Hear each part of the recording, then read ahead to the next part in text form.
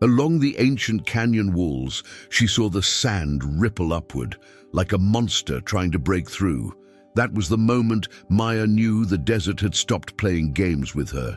The moment when survival stopped being about endurance and became about something far more primal, something that lived beneath the endless dunes, something that had been waiting in the darkness below for longer than human memory could reach.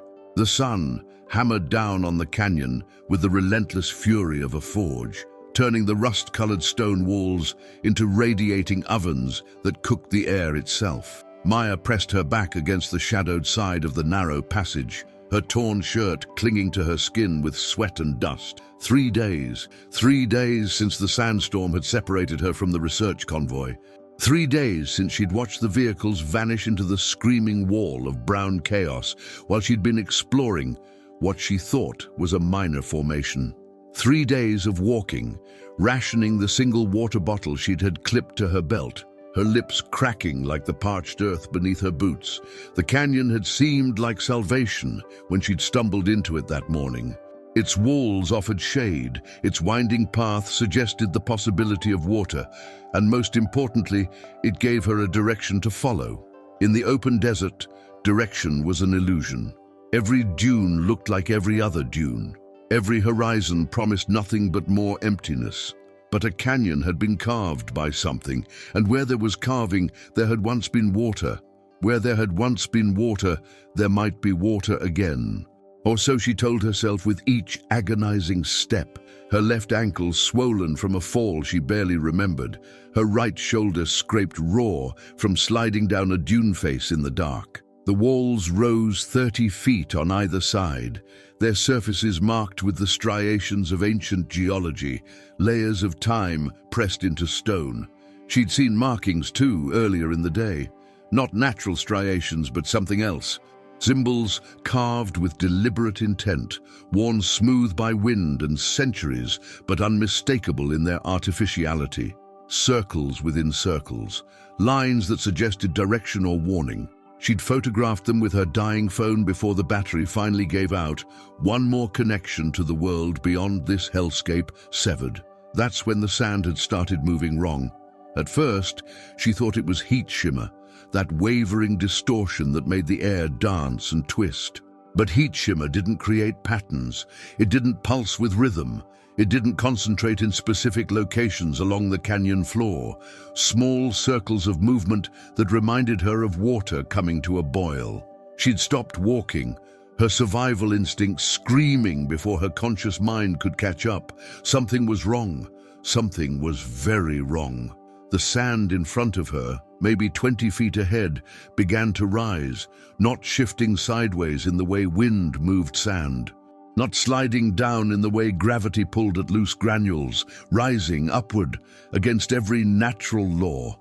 A small mound formed, maybe 6 inches high, the grains flowing upward like they were being pulled by invisible strings or pushed from below by something breathing. Maya's throat went dry, drier than it already was from dehydration.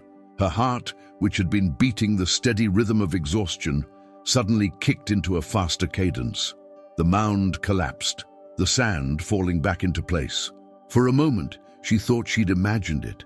Dehydration, hallucination, heat stroke, her mind playing tricks.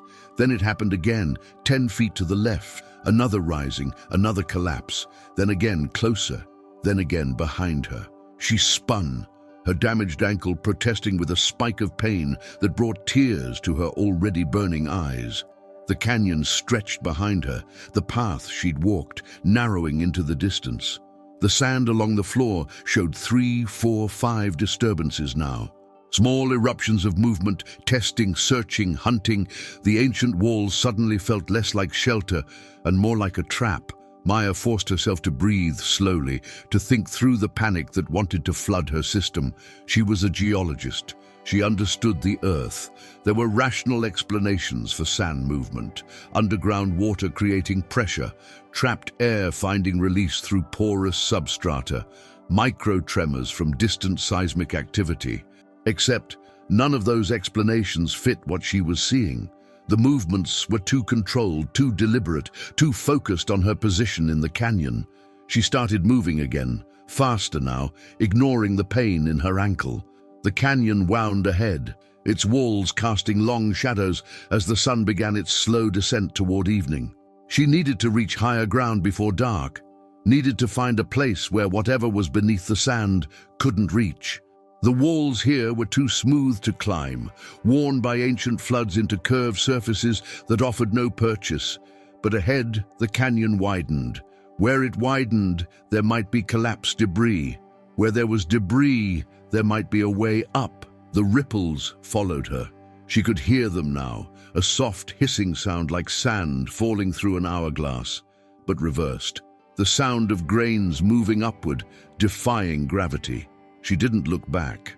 Looking back meant slowing down, and slowing down felt like death. Her breath came in harsh gasps, her body already pushed beyond its limits by days of exposure, and now being forced into a sprint it couldn't sustain. The canyon opened ahead, and Maya felt a surge of desperate hope. The walls spread apart, creating a small amphitheater of space maybe 40 feet across. More importantly, on the far side, a section of the wall had collapsed in the distant past, creating a slope of broken stone that led upward. Rough, climbable, survivable. She pushed forward, her boots kicking up small clouds of dust with each step. Behind her, the hissing grew louder, more concentrated, no longer individual ripples, but something larger, something coordinated. She risked a glance over her shoulder and immediately wished she hadn't. The sand across a 20-foot span was moving now, rising and falling in waves, like the surface of water disturbed by something massive swimming just below. The ripples were following the path of her footprints, tracking her with perfect precision. Maya reached the collapsed section and started climbing. Her hands found holds on the broken rocks, her boots scrabbled for purchase. The stone was hot enough to burn her palms, but she didn't care. Up was all that mattered. Up and away from whatever nightmare the desert had kept hidden beneath its surface. Her ankles screamed with each upward push. Her shoulders trembled with exhaustion. But terror is a powerful motivator. She climbed with the desperate strength of the truly afraid. 15 feet up, she found a ledge wide enough to stand on and turned back to look at the canyon floor. The amphitheater spread below her, and in the fading afternoon light, she could finally see the true scope of what was hunting her. The entire floor was alive with movement now. Not individual ripples, but a coordinated storm of sand, flowing and shifting in patterns that suggested intelligence, suggested purpose. The grains formed temporary shapes, rising mounds that collapsed and reformed, creating what almost looked like limbs, segments, the scattered components of something trying to assemble itself from the desert itself. Her breath caught in her throat. In all her years studying geology, all her time spent in remote locations examining the bones of the earth, nothing had prepared her for this. This wasn't geology. This wasn't nature as she understood it. This was something else. Something the ancient people who'd carved those warnings into the canyon walls had known about, had tried to alert future travelers about. She thought of the symbols she'd photographed, circles within circles, not decorative, not religious, warnings, maps of something buried, instructions to stay away. The sand thing, whatever it was, seemed to sense her escape to higher ground. The movement on the canyon floor intensified, becoming almost frantic. Mounds rose higher now, some reaching 3 or 4 feet before collapsing. The hissing sound grew to a roar, like wind through a tunnel, and Maya realized with sick certainty that the sound wasn't coming from the sand moving against itself. It was coming from below, from whatever was down there, pushing the sand upward, trying to reach through. Night was falling fast now, the way it always did in the desert. One moment the sky was bright, the next it was stained with orange and red, and then darkness rushed in like a flood. Maya pressed herself against the canyon wall, making herself as small as possible on the ledge. She had no light, no way to see what might come climbing up after her in the dark. Her water bottle was empty, drained in desperate gulps during the climb. Her phone was dead. She was alone in a place where the sand itself was alive with hunger. The temperature began to drop. Desert nights were always cold, the heat of day fleeing into the cloudless sky with nothing to hold it close to the earth. Maya wrapped her arms around herself, shivering now instead of sweating. Below, she could still hear the movement, could hear that breathing, hissing sound that seemed to come from everywhere and nowhere. Occasionally, she'd see brief bursts of pale phosphorescence in the darkness, like whatever was down there was glowing faintly with its own light. Bioluminescence. Her scientific mind tried to label it, but the term felt inadequate for what she was witnessing. She must have dozed at some point, exhaustion finally overriding fear. When she woke, the moon had risen, a thin crescent that cast barely enough light to see by. Her whole body ached with a deep, bone-level pain that spoke of dehydration, exposure, and trauma. Her lips were cracked and bleeding. Her tongue felt swollen in her mouth. She knew the signs. She was entering the danger zone. Another day without water, and her kidneys would start shutting down. Her blood would thicken. Her brain would begin to swell. She needed to move, needed to find water or find people or find some kind of salvation.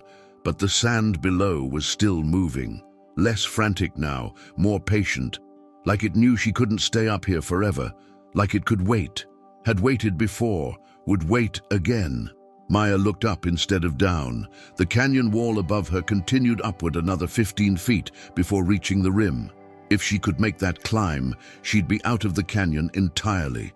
Back in the open desert, yes, but at least on solid ground, where the sand couldn't ripple and rise and hunt. She studied the rock face in the moonlight, tracing possible routes with her eyes. It was steeper than the collapsed section she'd already climbed, but there were cracks, weathered holds. It was possible, maybe. She waited until the moon was high enough to provide maximum light, then started climbing again. Every muscle protested. Her damaged ankle threatened to give out with each upward push. Her palms, already burned from the hot stone earlier, began to bleed as she gripped sharp edges. But she climbed, hand over hand, foot over foot, moving with the careful precision of someone who knows that one mistake means death. Halfway up, her left hand found a hold that crumbled under her weight. Rock that had looked solid turned to powder, and for one terrible moment, she was falling backward, her body tilting away from the wall. Her right hand clenched desperately on its hold, her fingers screaming with the sudden strain of supporting her entire weight. Her feet scrabbled against the stone, finding nothing, kicking in empty air. Below her, the hissing grew louder, excited, anticipatory. Maya swung her left hand up wildly and found a crack, jammed her fingers into it, ignored the pain as the sharp stone cut into her skin. She pulled, dragged herself back against the wall, found footing again. She hung there for a moment, breathing in ragged gasps, feeling blood from her cut fingers drip down her wrist. Then she kept climbing because the alternative was staying still, and staying still meant dying. The rim came slowly, agonizingly, but it came. Her hands finally reached over the edge, found purchase on the flat stone of the desert floor beyond. She pulled herself up and over, rolling away from the edge, lying flat on her back, staring up at the star-filled sky. She'd made it. She was out of the canyon. The desert stretched around her, an ocean of sand dunes that rolled away in all directions. In the moonlight, their surfaces looked silver and black, beautiful and deadly. Maya forced herself to sit up, to take stock. She was facing north, or what she thought was north based on the stars. The research station had been northwest of where the storm hit. If she could maintain a bearing, if she could walk through the night while it was cool, if she could survive another day, there was a chance. A small chance, but a chance. She stood, her legs shaking, and took a step, then another. Behind her she heard the sound of the canyon, that hissing, breathing sound. It was fainter now, muffled by distance, but it was still there, still hunting, still patient. She didn't look back, couldn't look back. Forward was the only direction that mattered. The night walk was its own kind of hell. The cold bit through her torn clothing. The stars wheeled overhead in their ancient patterns. The sand beneath her feet was treacherous in the darkness, each step a gamble, each dune a potential trap. But Maya kept moving, one foot in front of the other, the rhythm of survival, the mathematics of desperation. Dawn came slowly, painting the eastern sky with bands of gold and red. With the light came heat again, building rapidly from cold to warm to burning. Maya's lips were bleeding freely now. Her vision swam with dark spots that wouldn't clear no matter how many times she blinked. She knew she was in serious trouble, knew her body was beginning to shut down. But she kept walking because stopping meant accepting death, and she wasn't ready to accept that yet. That's when she saw them. At first, she thought they were hallucinations, dark shapes moving on a dune ahead. But hallucinations didn't have shadows, didn't create dust clouds, didn't resolve into vehicles as she stumbled closer. Two all-terrain trucks, their distinctive angular shapes unmistakable. The research convoy, or part of it at least. Maya tried to shout, but her ruined throat produced only a croak. She waved her arms, staggered forward. Someone on the truck saw her. She heard shouting, saw figures running toward her. Then hands were catching her as her legs finally gave out, lowering her to the ground, pressing a water bottle to her lips. The water was the most incredible thing she'd ever tasted, cool and clean and life itself. "We thought you were dead," someone was saying. Dr. Chen, she realized, the expedition leader. "The storm, we couldn't go back, we had to—" "Canyon," Maya managed to whisper. "The canyon back there, something in the sand." "Easy, you're delirious. You need medical attention." "Not delirious." She gripped Chen's arm with surprising strength. Ancient site, marked with warnings. Something underneath, something that moves the sand. Chen's expression changed, became more serious. "Marked how?" "Circles within circles, movement patterns. I have photos." She remembered then. Had photos. "Phone died. We'll check it out, document it properly, but right now you need—" "No." Maya's voice was stronger now, the water beginning to revive her. "You need to stay away from that canyon. Whatever's down there, whatever those ancients were warning about, it's still active, still hunting. I watched it track me, watched it try to break through." The other members of the expedition were gathering around now, their expressions skeptical. She could see it in their eyes. Heat stroke, dehydration psychosis, the mind creating monsters where there were only sand and stone. But Maya knew what she'd seen, knew with absolute certainty that the desert held secrets older and stranger than their scientific equipment could measure. They loaded her into the truck, started the medical protocols, IV fluids, shade, rest. As they drove away from the area, Maya stared out the back window at the desert behind them. The sand looked normal in the morning light. Just sand. Just endless dunes under an endless sky. But she knew better now, knew that beneath the surface, in the darkness below, something ancient was waiting. Something that had learned patience across millennia. Something that would still be there long after she and every other human had turned to dust. The research station appeared on the horizon 2 hours later, its solar panels glinting in the sun. Modern civilization, safety, science and reason, and the comfortable illusion that humanity understood the world it lived in. Maya let them help her inside, let them fuss over her injuries and her dehydration levels. But part of her was still back in that canyon, still hearing that hissing breath, still watching the sand ripple upward like a monster trying to break through. That night, lying in a real bed with clean sheets and air conditioning, Maya pulled out a paper map of the region. She marked the canyon's location as best she could remember, not for the expedition to investigate, for herself to avoid, for others to be warned about. She drew circles around it, circles within circles, like the ancient warnings. Then she wrote in careful letters, "Stay away. What sleeps beneath should not be wakened." The desert had taught her something in those 3 days of hell. It had taught her that the earth was older than human civilization, older than human understanding, and that in that vast age it had produced things that didn't fit into neat categories, things that waited in the darkness beneath the sand, things that hunted not with malice, but with the simple patience of predators that had evolved in an environment more hostile than any human could imagine. She would heal. Her body would recover from the dehydration, the exposure, the trauma. Her ankle would mend. The cuts on her hands would scar over, but the memory of that canyon would never leave her. The memory of sand moving wrong, of something vast and ancient stirring in the depths below, of barely escaping with her life from a place where the desert itself was alive with hunger, and she knew, with the certainty of experience, that she would never look at sand the same way again, would never walk across a dune without wondering what might be beneath it, what might be waiting, what might be watching. The desert keeps its secrets well, it has to, because some of those secrets, if known, if truly understood, would change everything humanity thinks it knows about the world, would reveal that we are not alone, have never been alone, that we share this planet with things far older than our cities, our civilizations, our species itself. Maya turned off the light and lay in the darkness, listening to the hum of the air conditioner, the distant sound of generators. Human sounds, safe sounds, but in her mind she could still hear that other sound, that hissing breath from below, that patient, eternal hunting.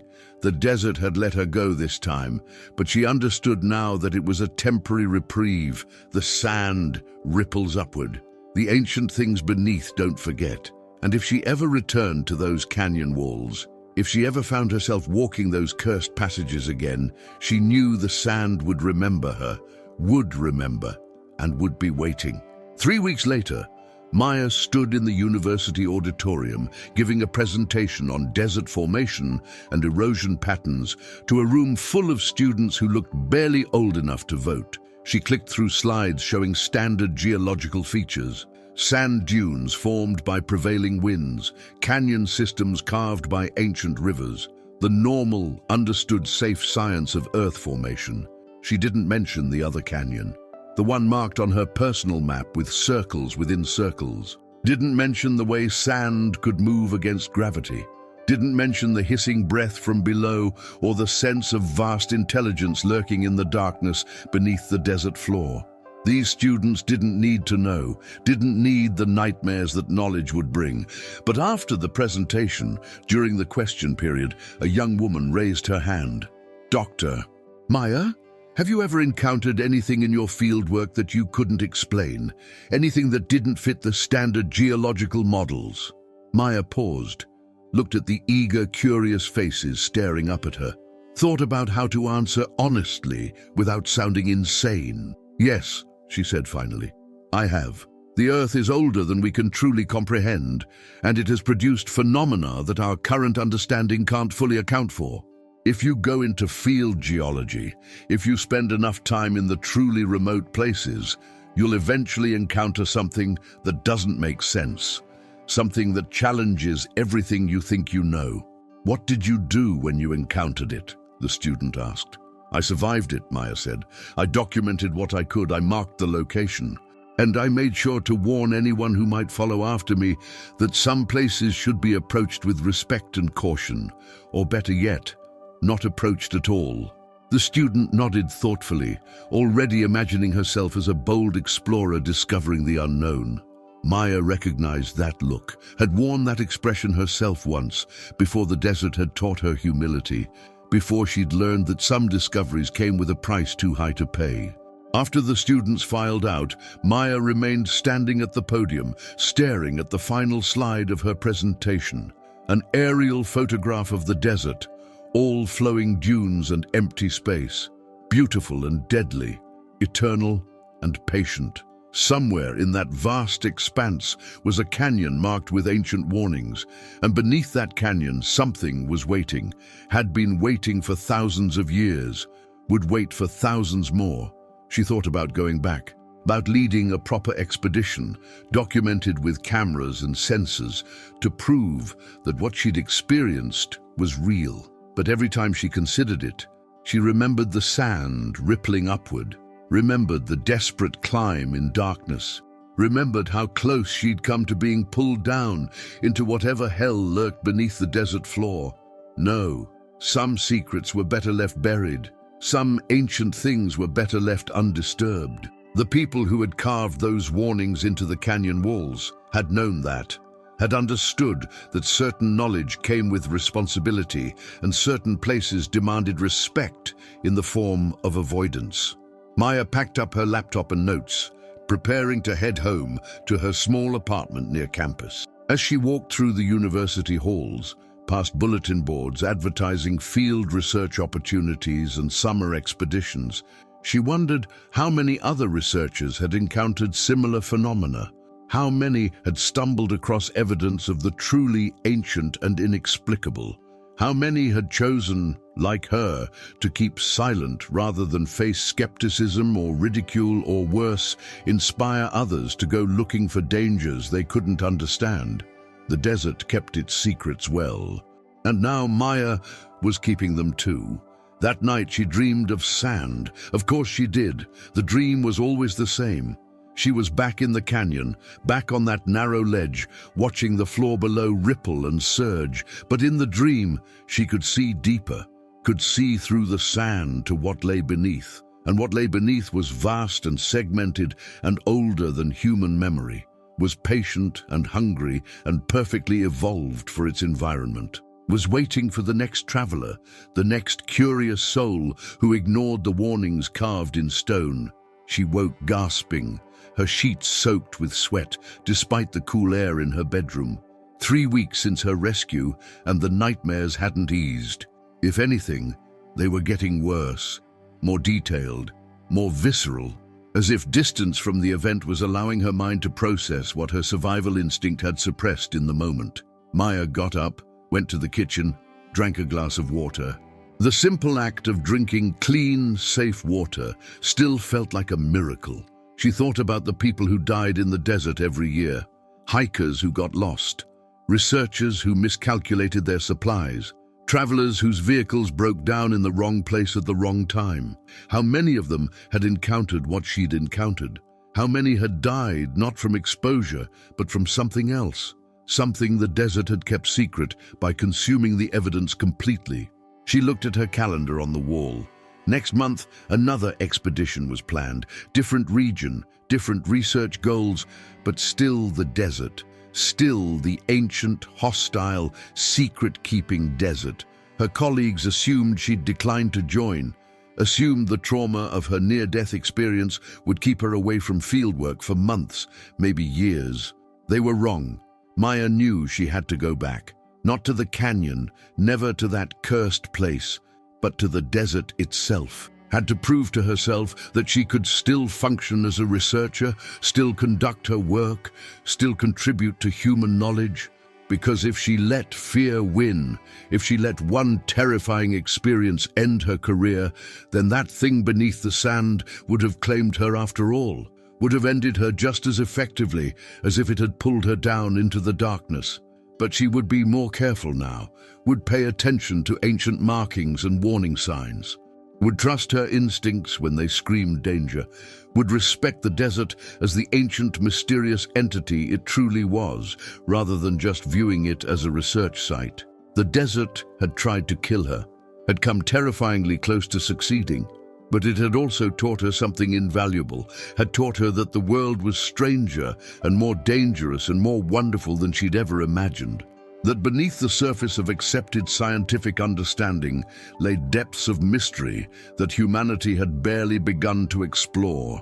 And Maya, for all her fear, for all her nightmares, for all her scars, physical and mental, couldn't walk away from that, couldn't turn her back on the unknown, because that was what had drawn her to geology in the first place, the desire to understand the earth, to read its history written in stone, to stand in places where no human had stood before and witness the raw power of natural forces, even if some of those forces weren't entirely natural, even if some of them were alive.